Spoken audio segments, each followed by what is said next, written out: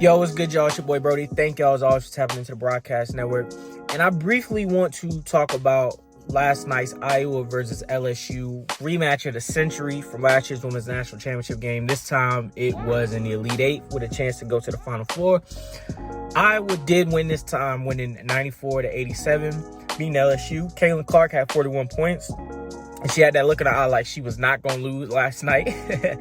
But I want to speak on this game because I feel like this game is important, and it's a very pivotal part of what I think the future of women's basketball is going to be.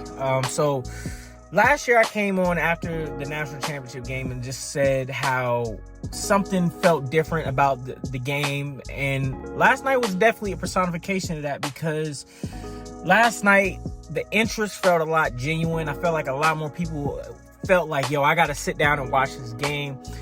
On the court, it felt like a genuine rivalry. It felt like the players didn't necessarily like each other like that. They was competing to the highest degree. They showed genuine emotion throughout the game. It had its ups and downs, its ebbs and flows.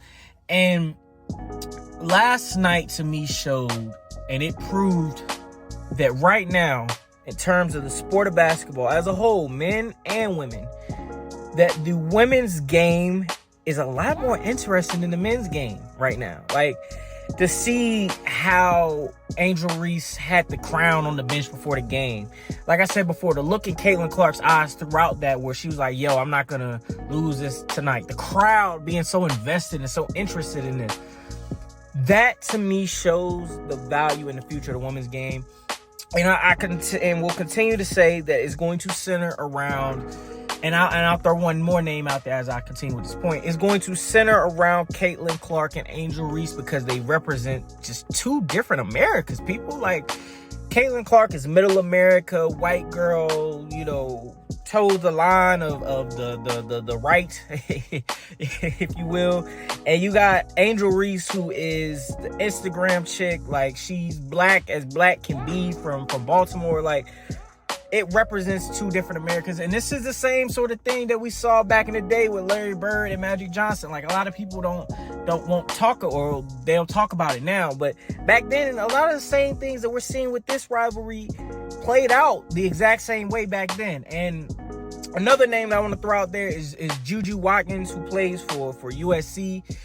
That's another one who I think those three ladies are going to spearhead the women's game going forward. And it's going to bring interest just because of not only how talented they are as players, but just the level of intensity that they show on the court, their trash talk on the court, how each of them have their own three separate personalities that represent three totally different things. Like, it's a beautiful thing to watch, and I'm so glad that the women's game is getting more shine now than it has been in years past, because so many people have been stuck on the fact that, well, the women aren't as athletic, the women aren't dunking and they're not doing this. The game is different.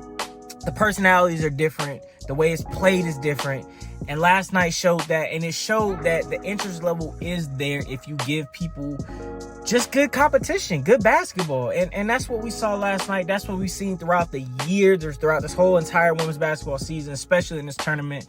And right now, in terms of the tournament, I'm hoping that we get Iowa and South Carolina at the end, because that is going to be huge. You got the undefeated South Carolina team, the rough and tough team, and I say that because that's how they play. They are a tough team.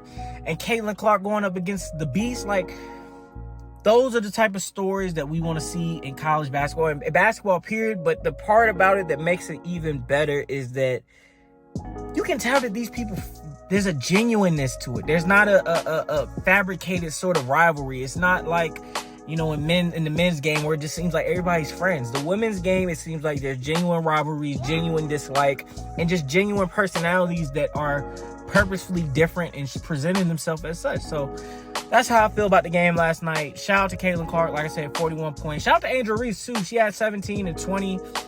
She fouled out at the end, but she played very, very well. Flau'jae Johnson played very, very well. I cannot wait. I'm super excited to see what happens with the women's game going forward. But y'all let me know what y'all think in the comment section below. It's been your boy Brody. Thank y'all as always for tapping in, and I'll catch y'all later. Peace.